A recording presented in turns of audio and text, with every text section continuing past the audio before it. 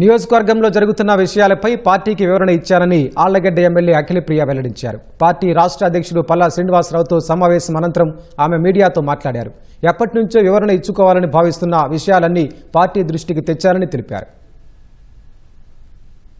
ఆళ్లగడ్డలో ఎప్పుడు ఏ చిన్నది జరిగినా కూడా అది చాలా పెద్ద సెన్సేషన్ అవ్వడము గత కొన్ని సంవత్సరాల నుంచి చూస్తూనే ఉన్నాం. అది మా తల్లిదండ్రులు ఉన్నప్పటి నుంచి కూడా.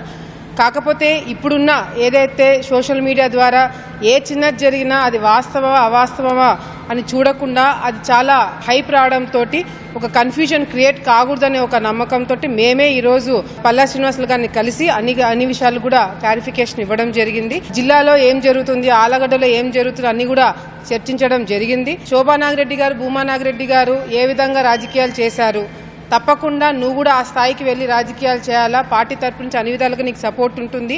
ఏదైనా చిన్న డిస్టర్బెన్స్ వచ్చినప్పుడు నువ్వు పార్టీ కూడా తెలియజేసి ఒక క్లారిఫికేషన్ ఇస్తే బాగుంటుందని చెప్పి ఆయన కూడా చెప్పడం జరిగింది. మా తరపు నుంచి కూడా ఎప్పటి నుంచో చెప్పాలనుకున్న క్లారిఫికేషన్స్ అన్ని కూడా ఈరోజు పల్లా శ్రీనివాసులు గారికి ఇవ్వడం జరిగింది.